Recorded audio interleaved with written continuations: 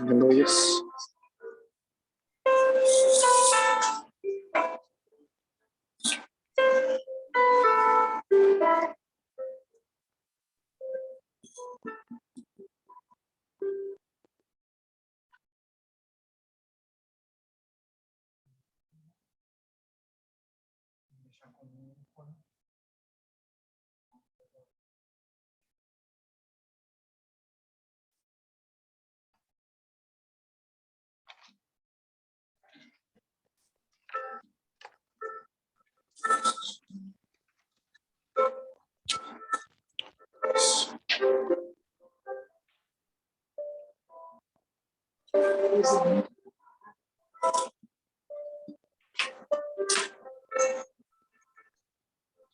Aleluia. Boa noite, irmãos. Estamos aqui organizando ainda as coisas, mas Deus, já quero agradecer aqui a presença de todos.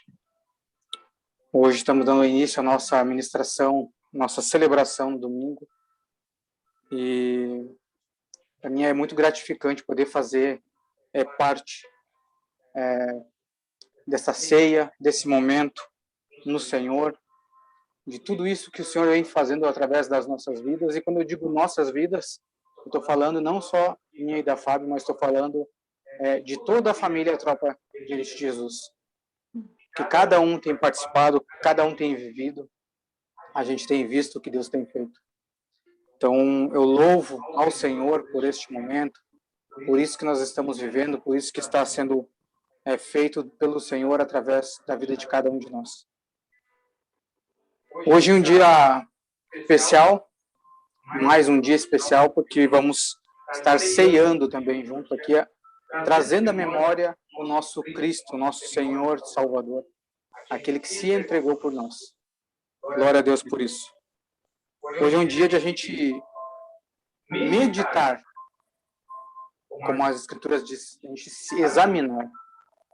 Porque a Bíblia não diz para que um examine o outro, mas para que cada um se examine. E aí venha participar da ceia. Quero fazer uma oração aqui para a gente iniciar.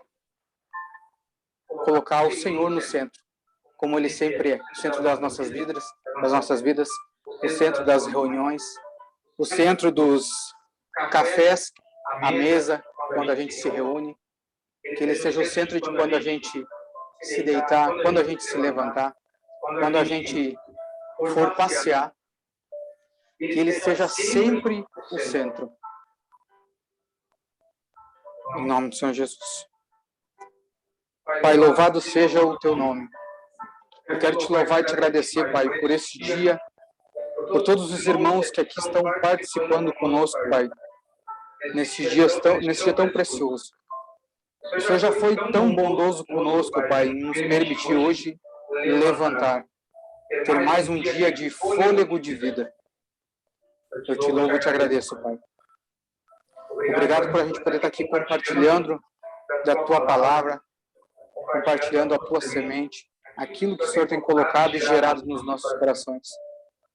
Pai, em nome do Senhor Jesus, que o que for compartilhado hoje não seja palavras, conhecimento e ensinamento, mas que seja vida, seja a Tua vida, seja o Teu Espírito Santo se movendo através de cada palavra, Pai.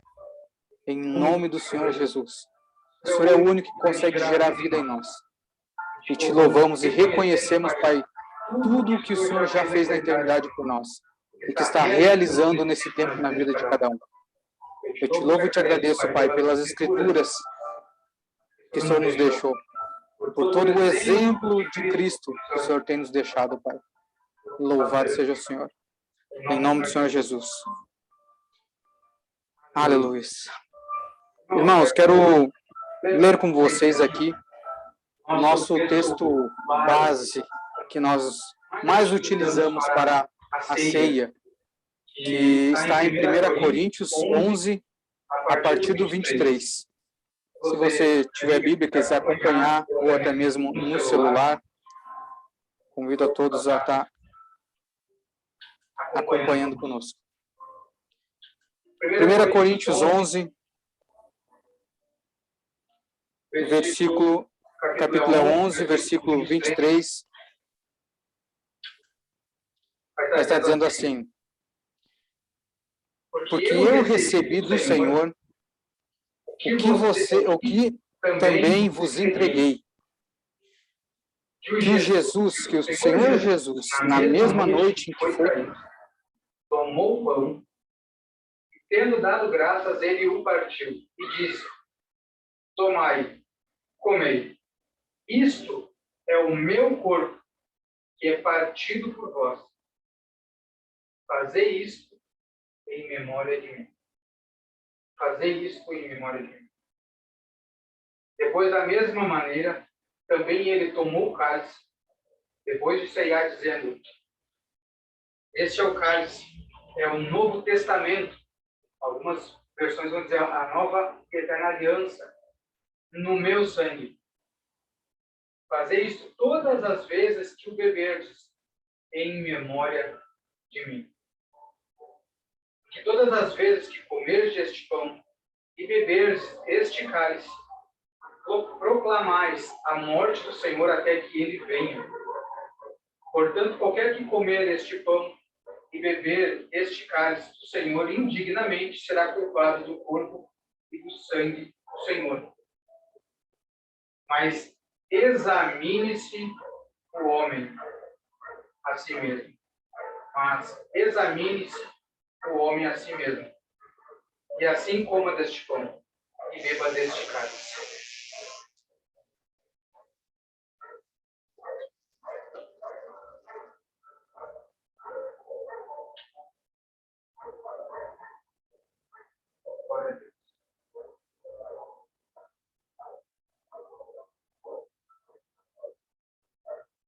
Irmãos, eu vejo um texto tão precioso, onde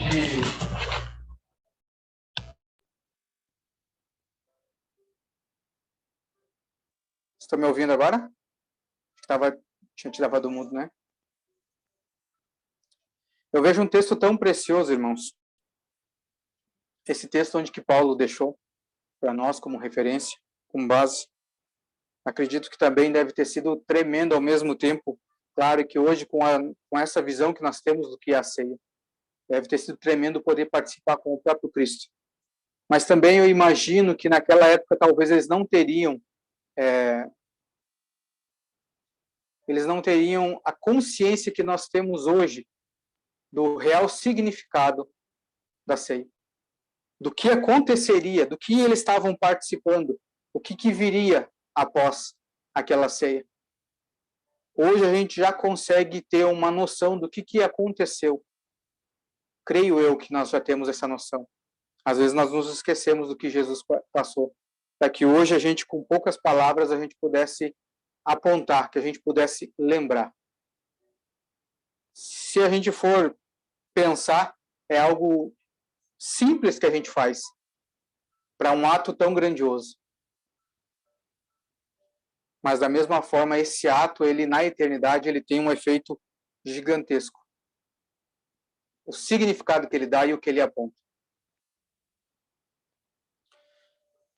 Então, hoje, irmãos, eu gostaria de compartilhar novamente, assim como nós fizemos na quinta-feira, compartilhar com vocês aqui o pão e essa nova aliança no sangue, que é feita através do suco de uva.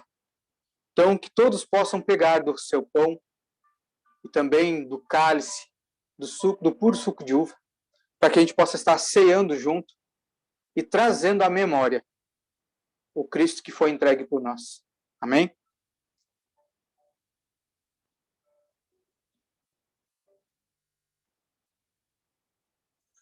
Pai, em nome do Senhor Jesus,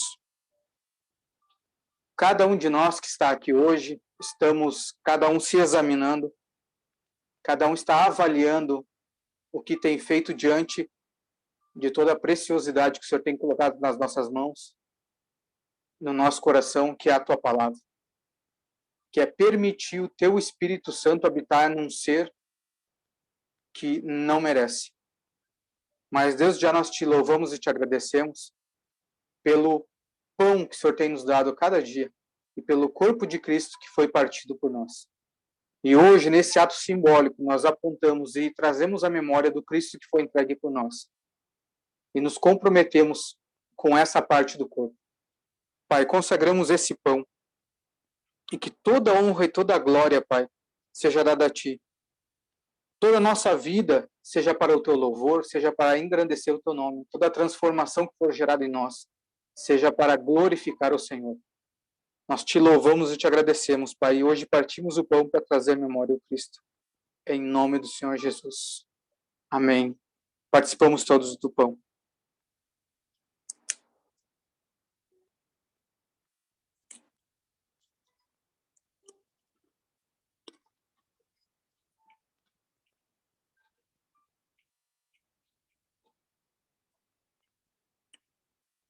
Glória a Deus.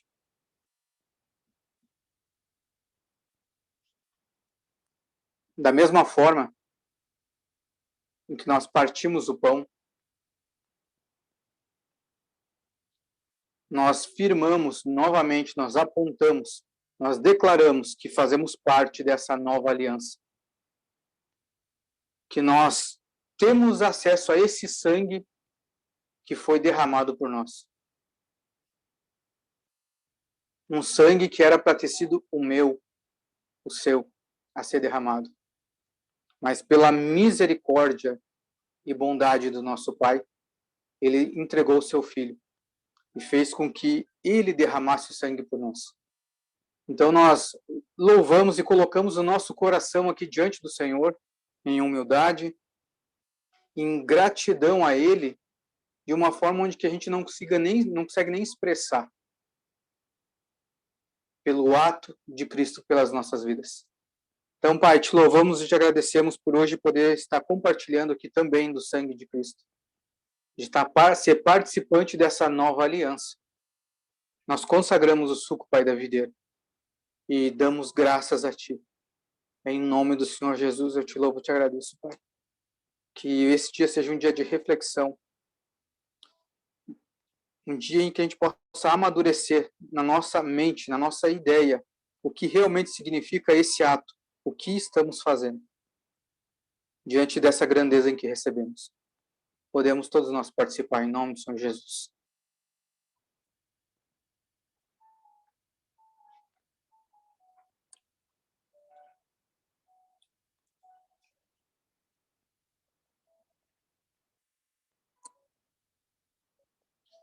Aleluia.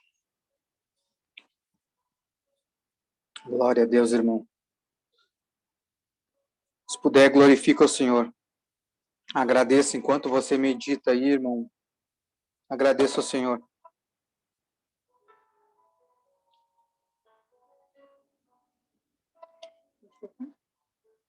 Uhum.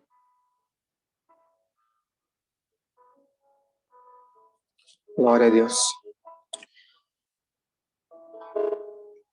Irmãos, nós também estamos agora ao vivo também pelo Instagram.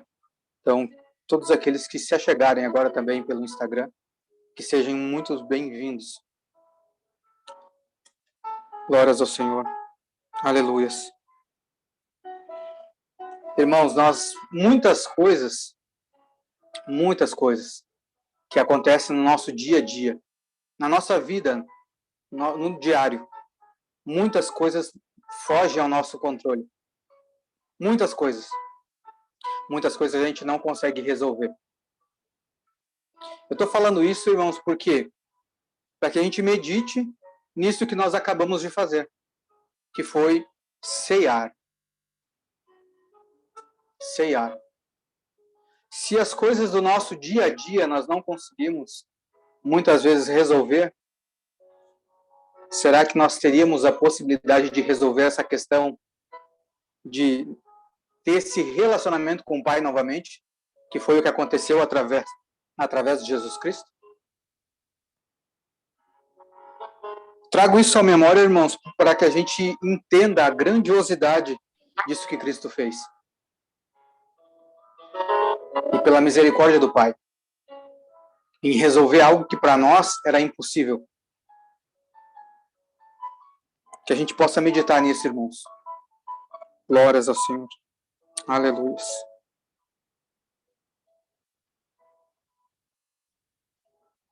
Aleluia.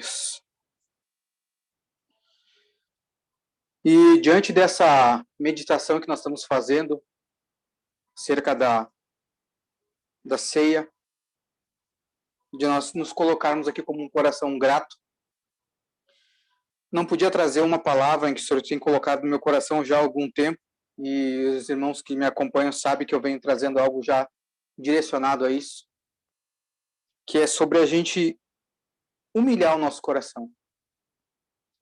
Nós trazer o nosso coração de uma forma correta aos pés do Senhor.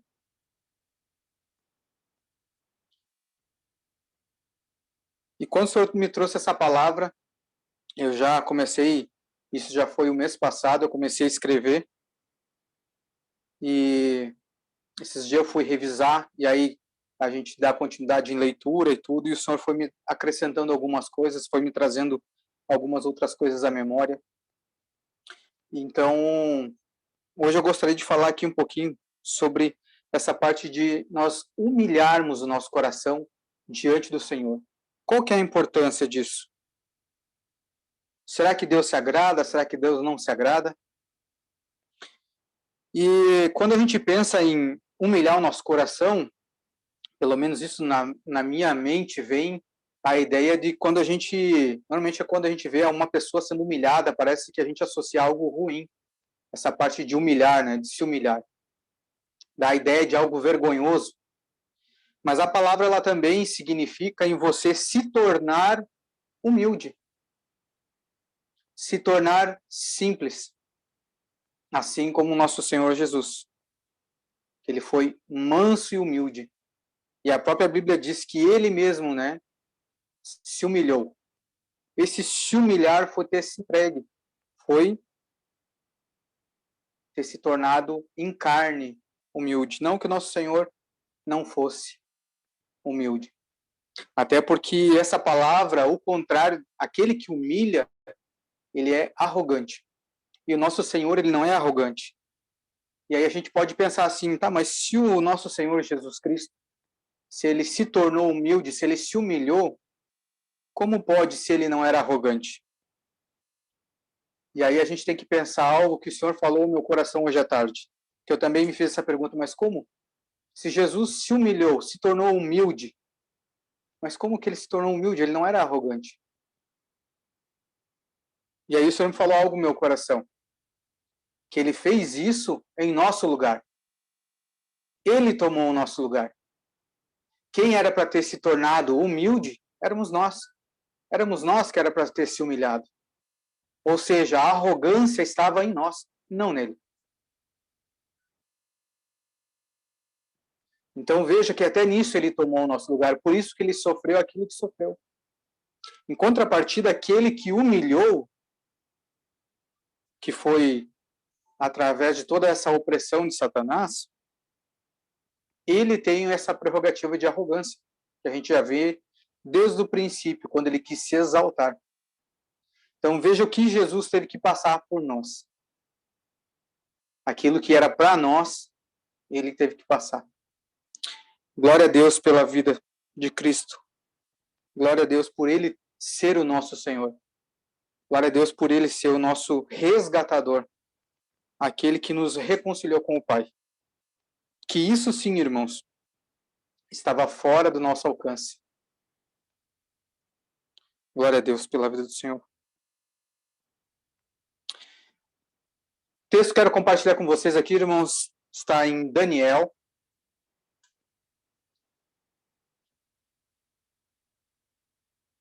Se vocês quiserem acompanhar. Daniel, capítulo 5, a partir do versículo 1. Vou estar lendo aí, a gente vai ter bastante leitura, mas eu quero tentar ser o mais preciso aqui na palavra para que a gente não se estenda e que seja uma forma fácil também de vocês compreender aquilo que o Senhor colocou no meu coração, e peço também, desde já, que aquilo que o Senhor compartilhou comigo ao meu coração, que Ele também venha colocar no coração de vocês em forma de revelação, não só de informação. Porque a informação, ela não passa de informação, mas a revelação, ela gera uma transformação em nós. Amém, irmãos? 5, então, versículo 1, vai dizer assim: o rei Belsazar fez uma grande festa para 1000 de seus senhores e bebeu vinho perante os 1000. Belsazar, enquanto experimentava o vinho, ordenou que trouxessem os vasos de ouro e de prata que o seu pai Nabucodonosor havia retirado do templo que estava em Jerusalém, para que o rei e os seus príncipes, as suas esposas e concubinas pudessem beber neles. Então eles trouxeram os vasos de ouro que foram retirados do templo da casa de Deus. Olha que detalhe fantástico, esse versículo 3. Então eles trouxeram os vasos de ouro que foram retirados do templo da casa de Deus, que estavam em Jerusalém. E o rei e seus príncipes e suas esposas e concubinas beberam neles. Eles beberam vinho e louvaram os deuses de ouro e de prata e de bronze e de ferro e de madeira e de pedra. Olha o versículo 5, diz assim: na mesma hora, surgiram dedos de uma mão de homem e escreveram de fronte do castiçal sobre o cal da parede do palácio do rei. E o rei viu a parte da mão que escreveu. Então mudou-se o semblante do rei, e os pensamentos o atribularam, tanto que as juntas dos seus lombos se afrouxaram, e os seus joelhos batiam um contra o outro. E o rei bradou, ordenando que trouxessem os astrólogos, os caldeus, os adivinhos, e o rei falou e disse aos homens sábios da Babilônia: aquele que ler este escrito e mostrar-me a sua interpretação será vestido de escarlate, terá uma corrente de ouro ao redor do seu pescoço e será o terceiro governante no reino. Então entraram todos os homens sábios do rei, mas eles não puderam ler os escritos e nem fazer conhecido ao rei a sua interpretação. Então, primeiramente, quero falar aqui sobre esse início aqui que nós lemos, do 1 ao 8, e conta aqui o que aconteceu com esse rei.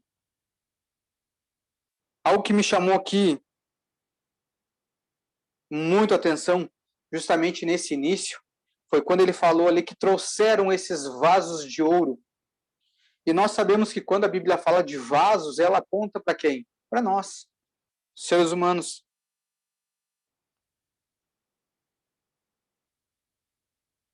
E esse ouro, ele aponta para quê? Para a divindade, para a presença de Deus. Então, quando a gente pensa sobre esses vasos de ouro, eu já me arremeto a quem é os filhos cheios da presença de Deus. Então, quando eu comecei a ler esse texto e comecei a colocar esses vasos de ouro, eu comecei a trocar.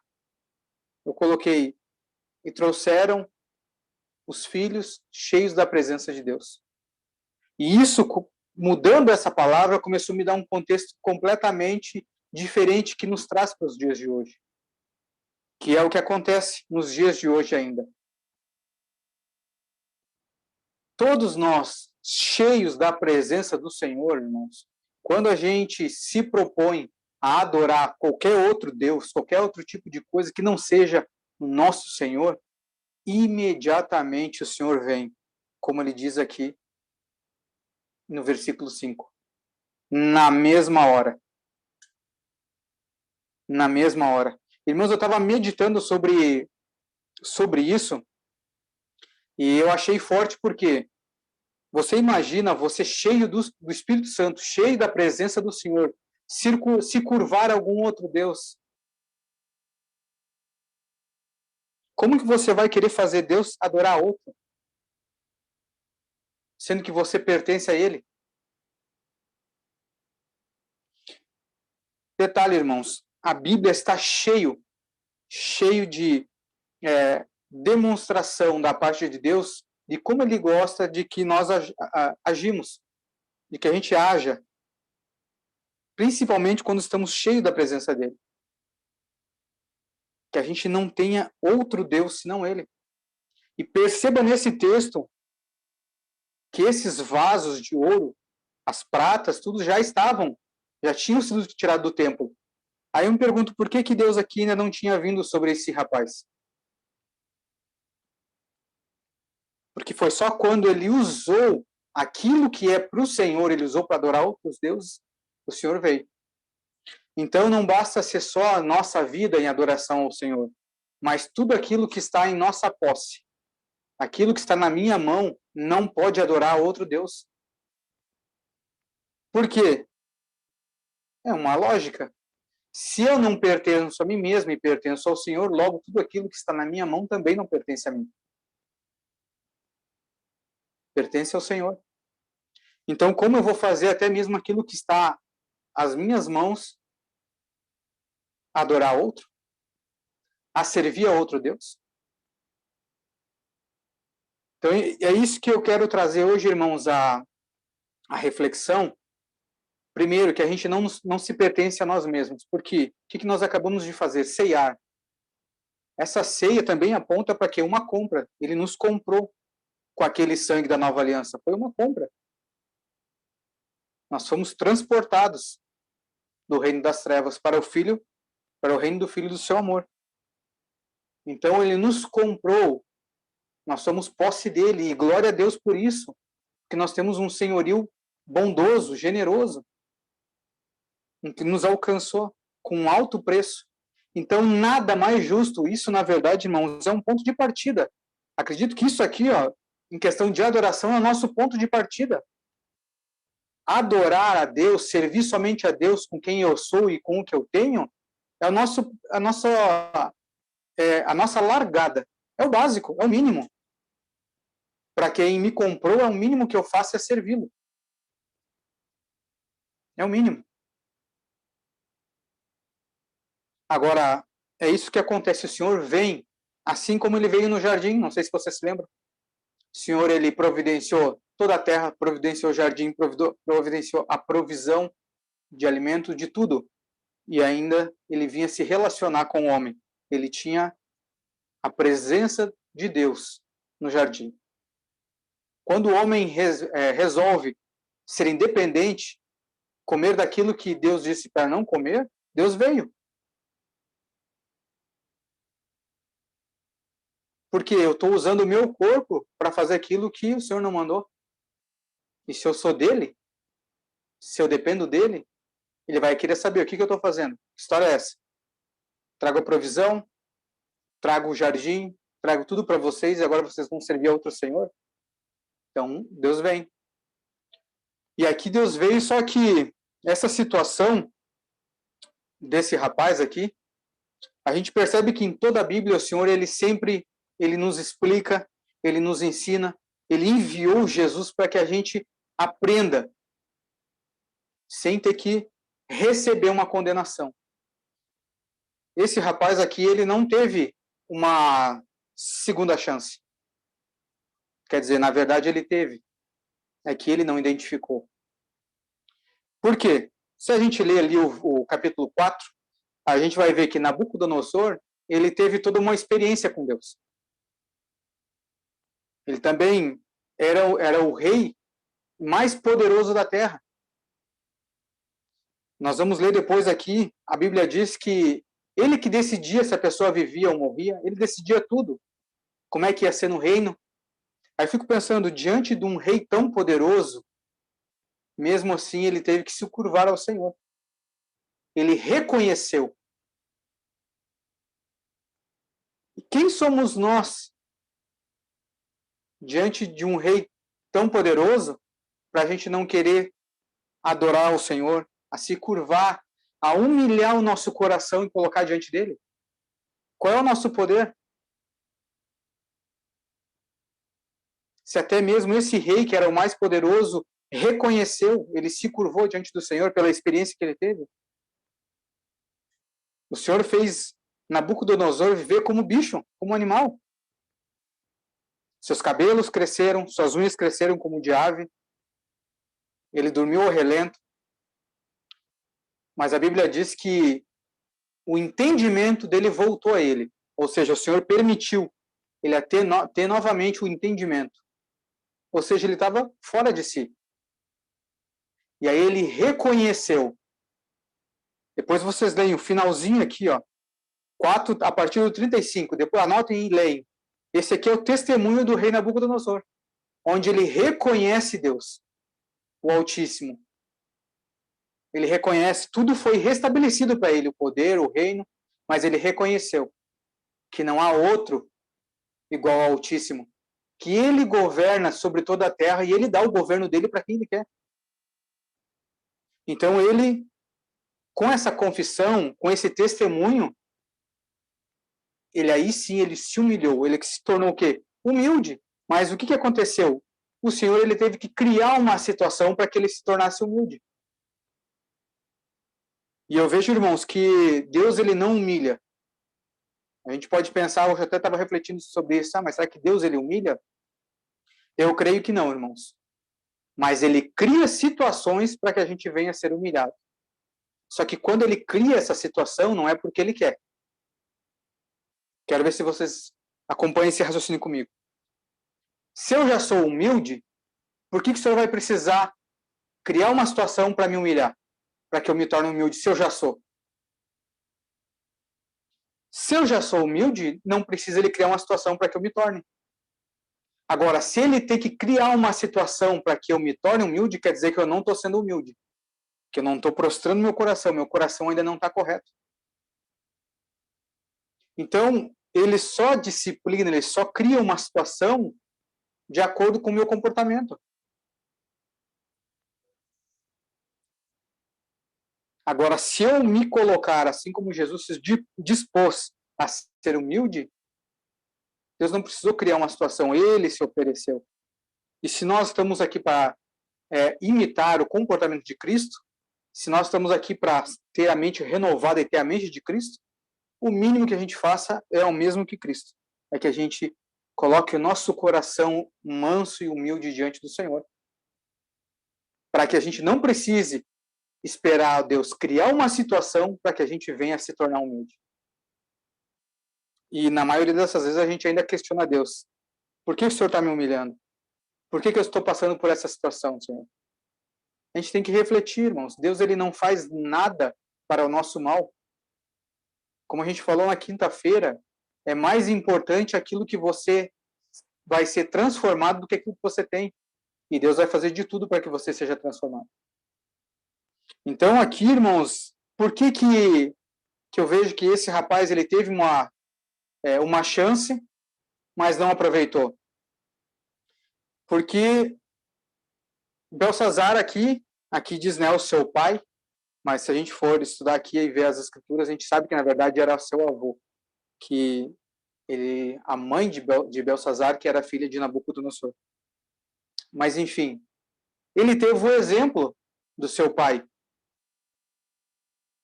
Ele teve o exemplo de tudo que seu pai passou, tudo que ele viveu, naquilo que ele se transformou, e depois de um testemunho tremendo, onde que ele diz, ele reconhece que não há outro. Raciocina comigo. Pensa no homem mais poderoso do mundo, ou algum homem com muito poder, hoje no mundo. E a gente vê esse homem poderoso se curvar diante de Deus e dizer assim, não há outro igual ao Altíssimo. Irmãos, isso é muito forte, é para a gente entender O que aconteceu? Nabucodonosor era um dos reis mais poderosos. E através dessa experiência que ele teve, ele deu um testemunho. Isso aqui era para atravessar gerações. Era para esse rapaz aqui ter um comportamento completamente diferente. Completamente diferente. Mas, ao mesmo tempo, estudando aqui, eu comecei a ver, entender um pouquinho do porquê que acontece isso. Entre o capítulo 4 e o capítulo 5, nós temos um intervalo ali de 23 anos desses acontecimentos. E eu vejo que o tempo, ele também acaba colaborando para que a gente esqueça tudo aquilo que Deus faz, fez e ainda vai fazer por nós. Às vezes a gente não lembra do milagre que o Senhor fez no dia anterior ou na semana passada, da graça que o Senhor teve por nós há um mês atrás ou um ano. A gente esquece que alguns anos atrás nós nem éramos convertidos. E para que graça e bondade maior do que isso? E às vezes a gente esquece disso. Então eu imagino que o rapaz, 23 anos depois, é normal acabar esquecendo desses testemunhos. É normal a gente esquecer todos os homens que sofreram na Bíblia e deixaram um testemunho para nós. Mas eu penso que Deus ele não deseja que a gente esqueça disso. Assim como a ceia diz, para que quando a gente fizer isso, a gente está trazendo à memória a morte dele, é justamente para isso. Para que a gente não esqueça. Se a gente não sei, daqui a um pouco a gente esquece que Cristo morreu por nós.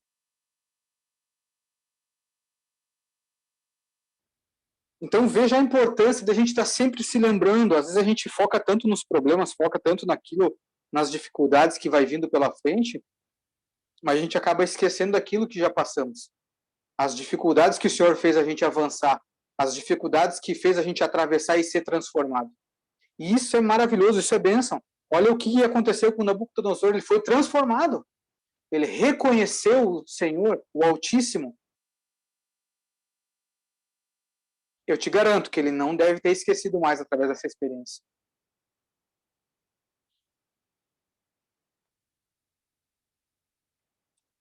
E aqui, quando esse rapaz começa a ver esse sinal do Senhor, eu trago para os dias de hoje, irmão. Quando a gente apronta alguma coisa, que a gente sai da vontade do Senhor, e a gente percebe que a gente acaba pisando na bola, e aí quando a gente vê a coisa ficando feia, eu vejo que a gente tem a mesma reação que Belsazar. Começa a tremer os lombos, começa a tremer as pernas, a gente começa a entrar em desespero, e aí a gente começa, liga para o irmão me revela isso, o irmão me revela aquilo, eu tive um sonho, estou apavorado, não sei o que eu faço. E agora, irmão, eu tenho esses escritos na parede, o que é?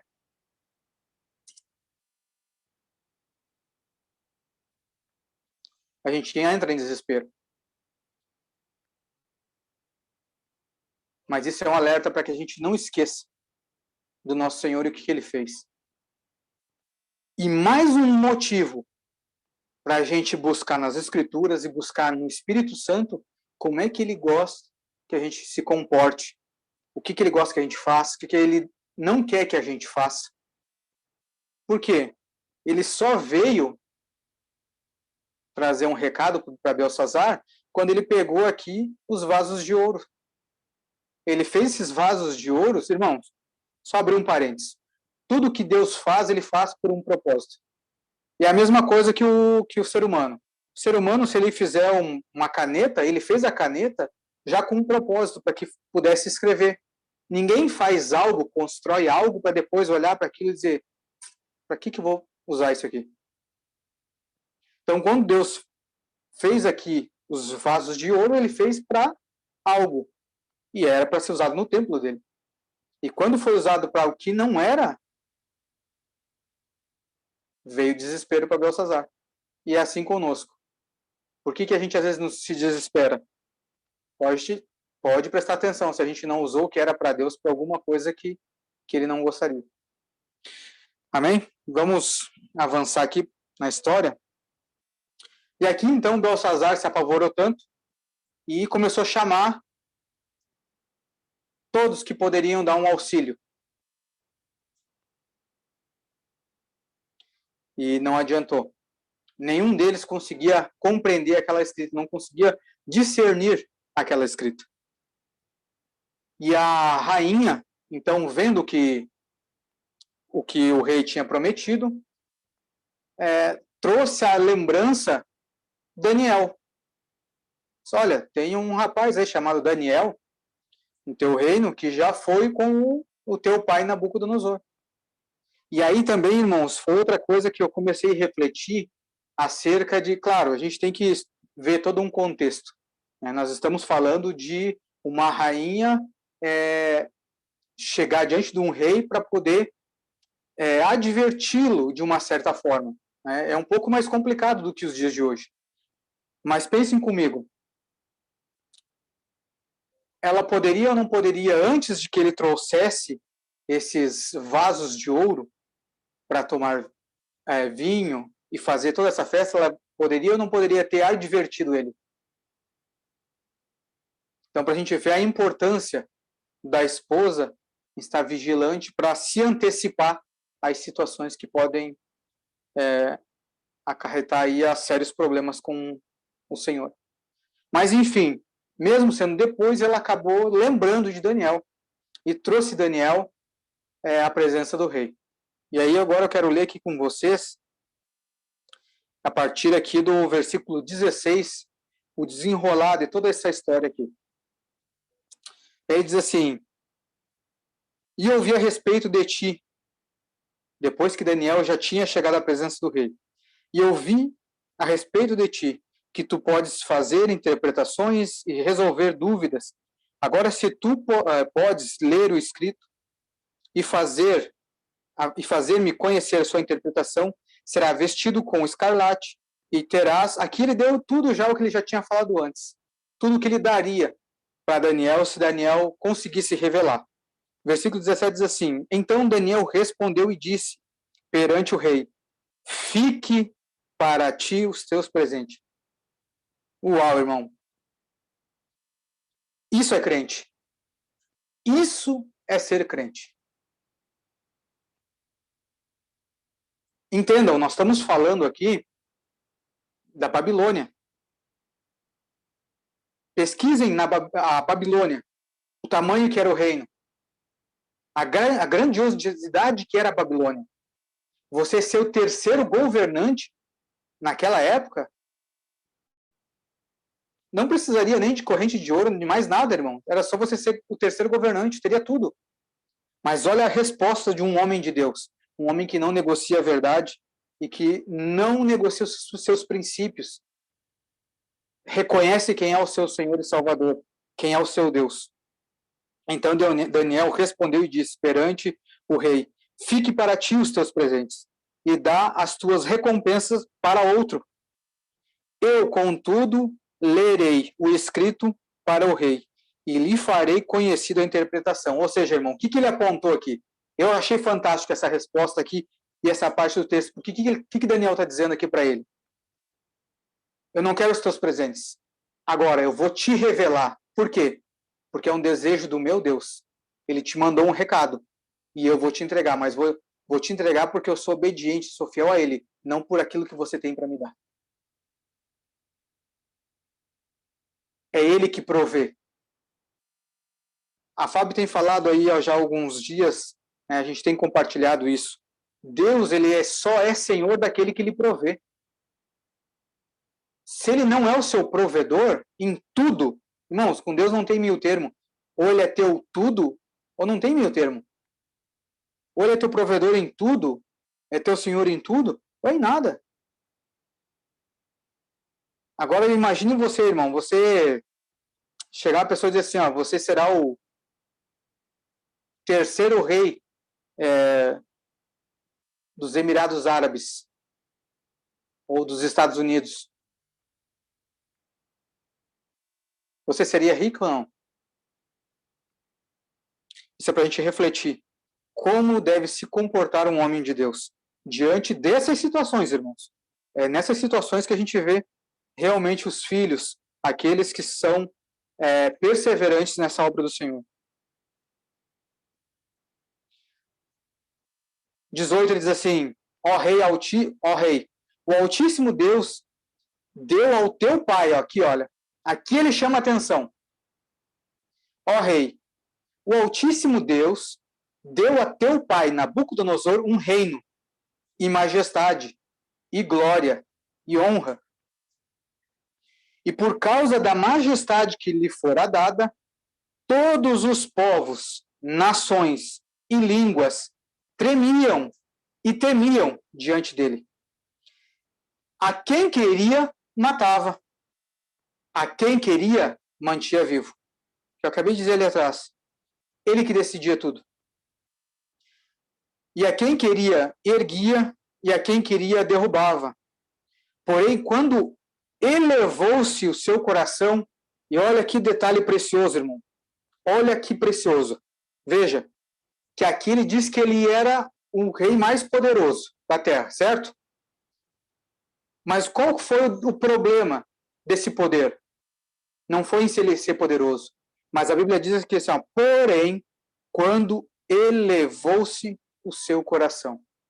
Então, o problema não está em você ter posses, em ser poderoso. O problema está aqui, ó. Aqui dentro. É aqui que manda. Quando elevou-se o seu coração e endureceu-se a sua mente em orgulho, ele foi deposto do seu majestoso trono e tiraram-lhe a sua glória. Ele foi retirado dentre os filhos dos homens e o seu coração tornou-se como o dos animais. E sua habitação foi com os jumentos selvagens, alimentaram-no com grama como bois, e o seu corpo foi molhado com o orvalho do céu, até que ele soube que o Altíssimo Deus governa no reino dos homens e estabelece a quem ele quer. Glória a Deus. Glória a Deus. Irmãos, isso aqui é uma demonstração do nosso Deus. Ele não tem problema em você ser rico, em você ter posses ou você não ter posses. Ele tem cuidado com o teu coração. Irmãos, de tudo, guarde o vosso coração. Guarde o vosso coração. Aqui está o problema. E quando ele elevou o coração dele, o Senhor mostrou para ele, não, com esse coração você não governa. Você vai saber que eu governo sobre tudo, e eu dou governo para quem eu quero. E eu só dou governo para aquele que tem um coração manso e humilde. Glória a Deus.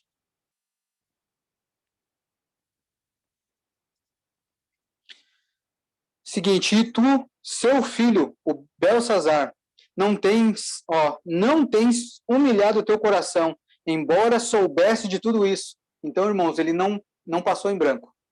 Ele sabia de tudo que tinha acontecido com o pai. Ó, Belsazar, não tens humilhado o teu coração, embora soubesse de tudo isso. Porém, te levantaste contra o Senhor do céu e trouxeste os vasos da sua casa diante de ti, e neles beberam vinho, tu e teus senhores, tuas esposas e tuas concubinas, e tu tens louvado a deuses de prata, de ouro, de bronze, de ferro, de madeira e pedra, as quais não veem, nem escutam, nem sabem. E o Deus em cuja mão, meu Deus, irmãos, presta atenção nessa parte do versículo. Olha que forte isso. E o Deus em cuja a mão está o teu fôlego.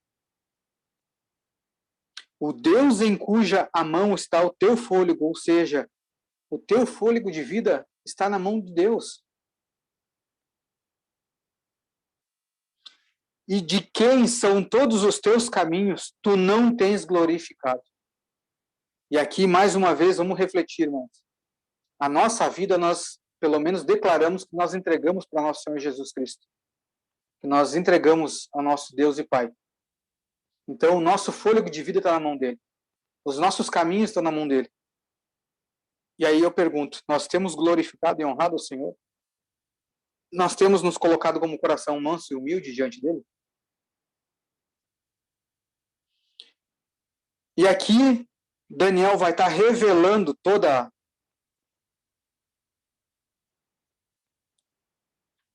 o escrito que estava na parede. Mene, mene, tekel, uparsim, ou ufarsim, algumas escritas vão dizer. E no versículo 30 vai dizer assim, voltando aqui um pouquinho, no 29, mesmo depois de Belsazar ter recebido de Daniel tudo que Deus tinha escrito, que foi algo, para ele, foi muito ruim, porque ele recebeu uma sentença que o reino dele foi pesado, foi achado em falta e foi cortado. Então, foi dada uma sentença de morte para ele. E mesmo assim, ele tendo essa sentença de morte, ele cumpriu com a palavra, pois ele deu tudo o que ele tinha prometido para Daniel. Então, vê, Daniel, ele não querendo a recompensa, ele recebeu. Por quê? Porque ele simplesmente apontou que ele ia fazer a vontade de Deus. Então, Deus vê que Deus ele não tem problema em dar para os seus filhos, desde que o coração esteja correto, esteja alinhado, esteja no foco, que é o Senhor. Versículo 30 vai dizer assim, naquela noite, Belsazar, o rei dos caldeus, foi morto. Então, irmãos, hoje a gente para e pensa assim, mas será que se eu pisar na bola, alguma coisa assim, o Senhor vai vir, vai me matar, né? Eu vou morrer? Lembra, irmãos, que lá no jardim, quando o homem pisou na bola, pecou, o Senhor falou que certamente eles morreriam. O detalhe é que eles comeram e não morreram naquela hora. Mas espiritualmente eles morreram na hora. Então o perigo, irmãos, está aqui.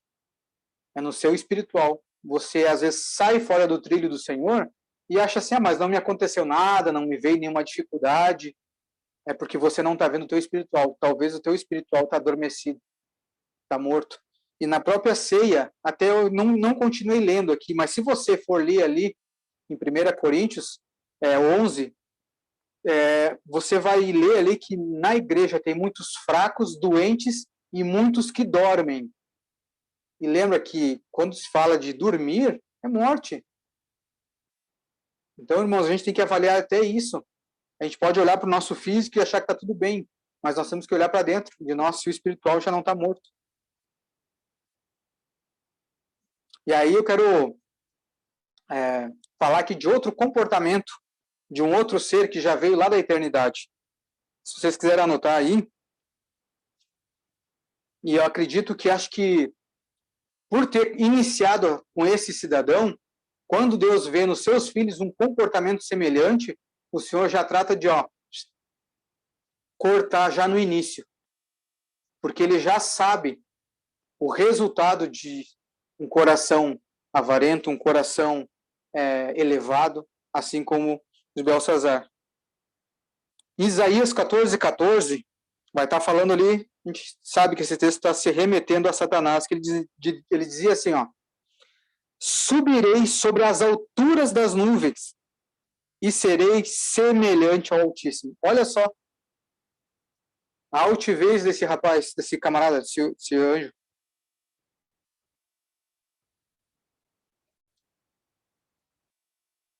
E serei semelhante ao Altíssimo. Mas lembra que eu falei no início?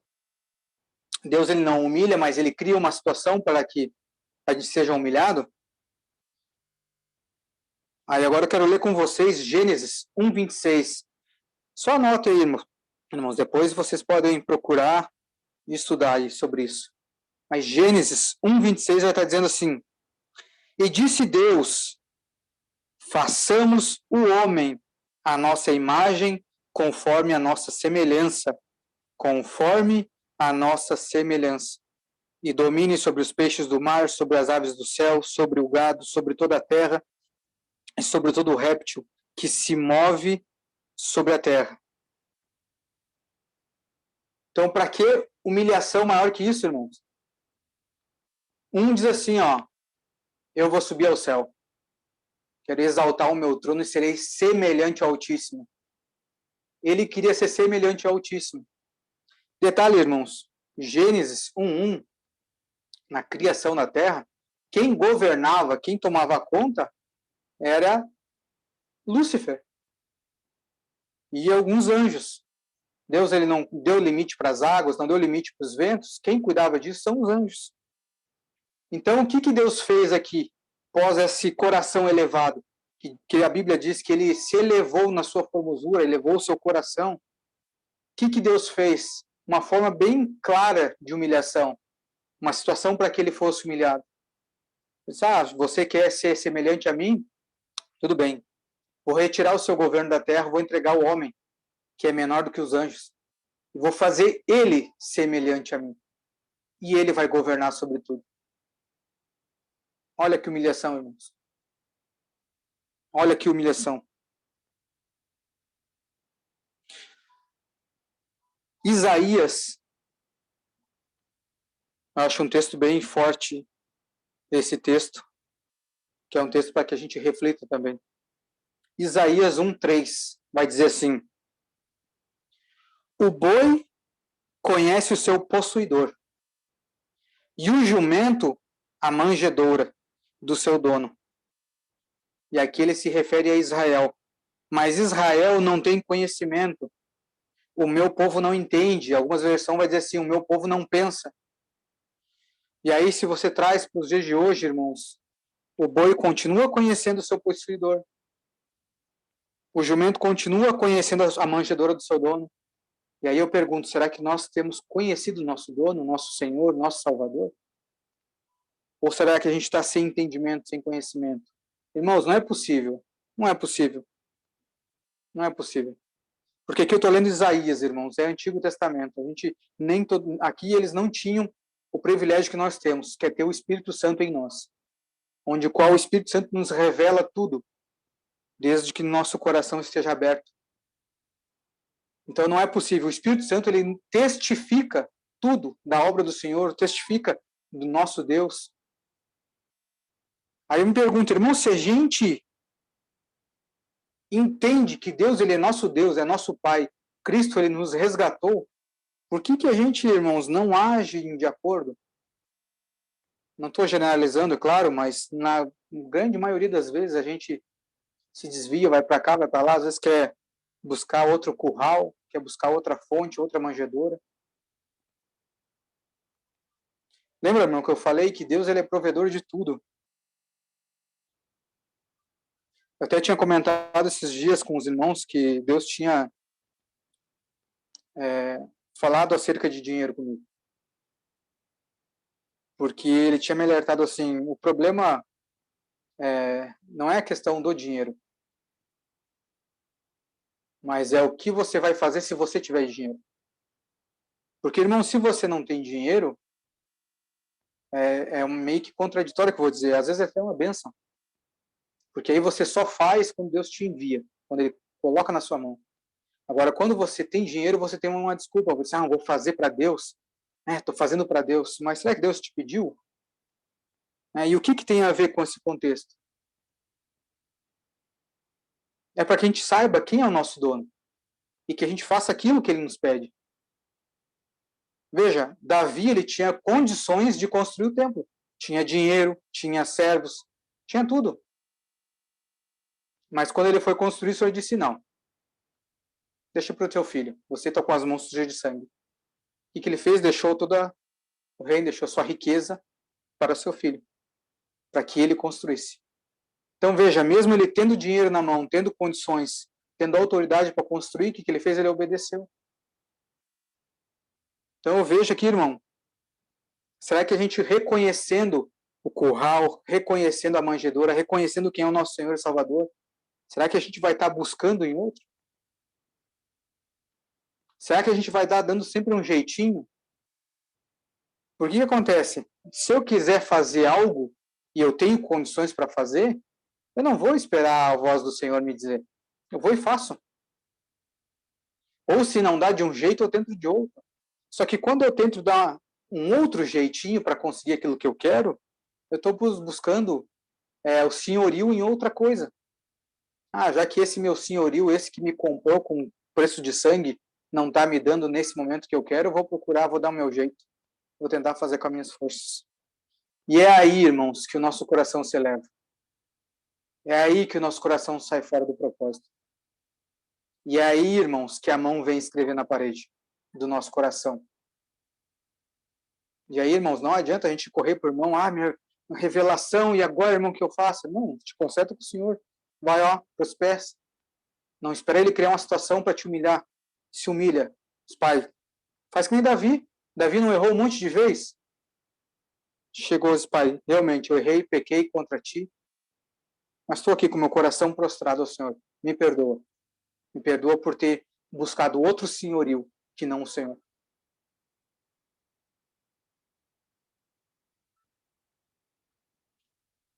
Isaías 2:12 vai estar dizendo assim: porque o dia do Senhor dos exércitos será contra todo o soberbo e altivo, e contra todo o que se exalta, para que seja abatido. Em outras palavras, seja humilhado. Para quê? Para que você seja transformado em manso e humilde. Para quem está estudando aí conosco aí nas terças-feiras, vai continuar estudando, a gente vem falando já sobre milênio, onde a gente vai ter essa disciplina no milênio. Irmãos, para que essa disciplina? Para ser transformado. Muitos vão chegar lá com o coração altivo, vão ter um período para ser o quê? Transformado em manso e humilde. E eu já quero finalizar aqui com vocês, irmãos. Voltando aqui um pouquinho ali em Isaías, no primeiro capítulo aqui,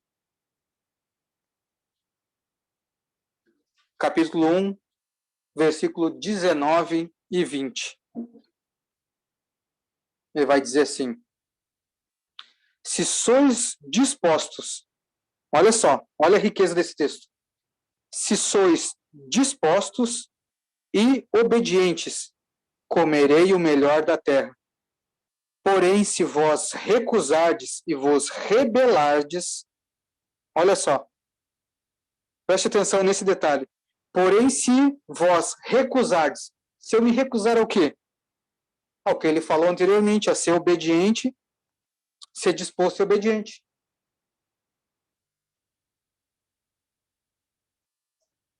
Lembra que tem um outro texto que diz assim, sejam dispostos a ouvir, né, e tardio em irar-se? Então você tem que estar disposto aqui, irmão, a ouvir e ser obediente. Quinta-feira nós falamos sobre isso. Ouvir, guardar e cumprir. Obedecer. Porém, se vós recusardes a estar disposto a ser obedientes e vos rebelardes, sereis devorados com a espada, porque a boca do Senhor tem dito. Que forte, irmãos. Que forte, irmãos.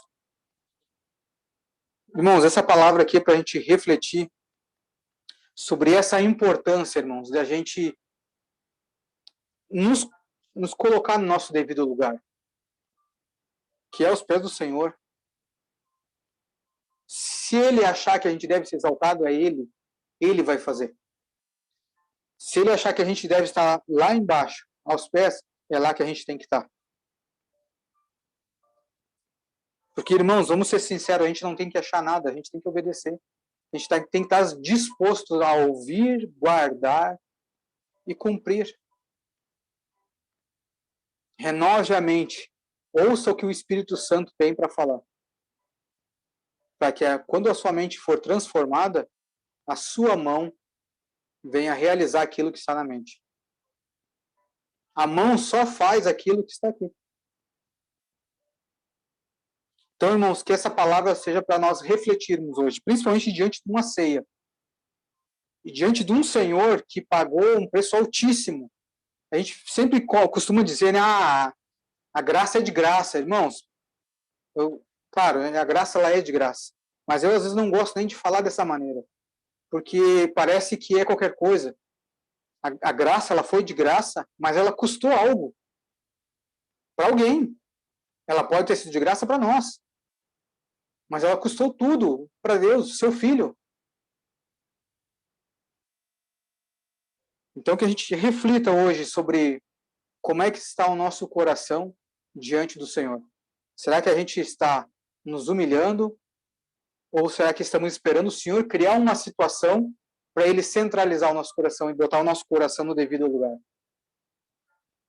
Irmãos, que essa palavra chegue aos corações de vocês não com peso, mas com amor, com uma chamada de atenção para que a gente se alinhe com o Senhor. Ah, mas eu não sei como. Irmãos, conversa com irmãos que já estão caminhando, busquem oração. Você tem o Espírito Santo dentro de você, irmão. Você tem o próprio Deus habitando em você. Se o próprio Deus habitando em você não for o suficiente, não vai ser eu, não vai ser a Fábio, não vai ser ninguém, irmão. Me desculpe te falar isso. Nós não somos mais do que o Espírito Santo, jamais longe de nós. Então, no mínimo, o Espírito Santo está para te instruir em tudo. Então, e eu tenho certeza que o desejo do Senhor é que o nosso coração esteja alinhado. Alinhado, até porque um coração alinhado, irmãos, ele faz coisas tremendas. E a gente vê pelos homens do Senhor, que aqui estavam, que aqui na Bíblia a gente tem como exemplo. Quando os homens do Senhor saíam do caminho, o Senhor ia lá e buscava eles de volta. Mas quando o Senhor alinhava o coração deles, quando eles reconheciam o Senhor, quando eles alinhavam e se humilhavam, quando eles se tornaram humildes, coisas grandiosas aconteceram através da vida deles. E eu creio, irmãos, de uma forma poderosa, que o Senhor ele tem uma obra tão grandiosa na vida de cada um de nós. E eu fico pensando quanto tempo, irmãos, nós estamos perdendo até a gente alinhar o nosso coração com Ele. Então, que essa palavra hoje, irmãos, seja de um alerta para que a gente, assim como a gente falou na ceia, que nós possa cada um de nós se examinar, olhar para dentro de nós e dizer assim, Pai, e aí? Como é que está o meu coração? Eu prefiro que o Senhor venha agora me dizer como é que está o meu coração do que o Senhor venha escrever algo aqui como sentença. Então, corrige meu coração agora, Pai. Coloca o meu coração a Tua vontade. Transforma no meu coração um coração de carne, como as Escrituras dizem, e não um coração de pedra. Permita, irmãos, que o Senhor tenha acesso por completo ao seu coração. Você não tem nada a perder dando acesso do teu coração ao Senhor. Perceba, nós, como seres humanos, claro, nós temos as nossas falhas, mas eu vejo, irmãos, que às vezes a gente dá acesso ao nosso coração para tantas pessoas durante a nossa vida, pessoas que às vezes não vão edificar em nada, têm acesso ao nosso coração, e às vezes a gente não é capaz de deixar Deus mexer aqui dentro. Então, que a gente reflita, irmãos, sobre essa palavra, que isso venha gerar bons frutos nessa boa terra aí que você é, irmão. Amém? Quero orar aqui para encerrar. Quero agradecer a todas as famílias que aqui estão presentes, todos que estão também pelo Instagram. Quero abençoar a família e a casa de cada um de vocês. Pai, em nome do Senhor Jesus, pela Tua misericórdia nós estamos aqui, Pai, de alguma maneira. Eu não sei o porquê que o Senhor nos escolheu, mas o Senhor é perfeito em tudo aquilo que faz, e eu creio que o Senhor tem um motivo para ter escolhido a cada um de nós. Então, pela Tua misericórdia, eu quero te agradecer, eu quero te louvar, Senhor. Obrigado, Pai, por o Senhor nos trazer conserto. Obrigado, Senhor, por o Senhor mexer aqui dentro e transformar o nosso coração. Obrigado pela Tua misericórdia, se renovar cada dia sobre as nossas vidas. Obrigado porque diante de uma casa tão suja que se o Senhor não limpar todos os dias, o Senhor não consegue habitar. Mesmo assim, o Senhor tem nos favorecido, Pai, em cada dia. Louvado seja o Teu nome, Pai. Que a Tua palavra jamais se aparte do nosso coração. Que a Tua bondade jamais, Pai, jamais fuja dos nossos olhos, fuja do nosso entendimento. Não nos permita esquecer tudo a Tua bondade, tudo aquilo que o Senhor já fez por nós, Pai. Que a gente não caia nesse erro. Mas que Teu Espírito Santo seja sempre vivo em nós. E o resto de carne que ainda existe, resto de alma que ainda existe. Que o Senhor vá, Pai, aos poucos o Senhor vá matando, vá apagando e que fique somente a tua vontade. Que fique só a vontade do teu Filho, Jesus Cristo. Pai, em nome do Senhor Jesus, eu quero abençoar aqui todos os irmãos, todas as casas que aqui estão sendo representadas através de cada um que aqui está assistindo conosco, Pai. Eu quero agradecer, Pai, louvar e colocar diante do Senhor todos os irmãos que têm contribuído de alguma forma com esse ministério que o Senhor tem confiado a nós, Pai. Com o seu trabalho, com o seu tempo, com as suas finanças, com os seus dízimos, Pai, com as suas ofertas. Pai, que o Senhor entre com provisão, com providência sobre a vida de cada um, sobre aquilo que cada um tem orado, tem buscado em secreto, Pai. Cada pedido que cada um tem se derramado aos teus pés, eu te peço que o Senhor receba com um cheiro suave. Em nome do Senhor Jesus, que o Senhor possa agir, Pai, mesmo a gente não merecendo, mas que o Senhor possa agir em favor do teu povo. Esse povo que foi enxertado na videira verdadeira. Louvado seja o teu nome, Pai, em nome do Senhor Jesus. Aleluias. Irmãos, Deus abençoe vocês. Vocês tenham uma semana tremenda na presença do Pai. E que a única coisa que não chegue ao coração de vocês seja ter um coração elevado. Mas que o próprio Espírito Santo possa estar lá, ó, segurando firme o coração de vocês. Para que o coração não se desalinhe. E para que todo ser, todo esse vaso de ouro, adore somente ao nosso Senhor Jesus. Glória a Deus, irmãos. Uma excelente semana. Deus abençoe a todos. E até uma próxima.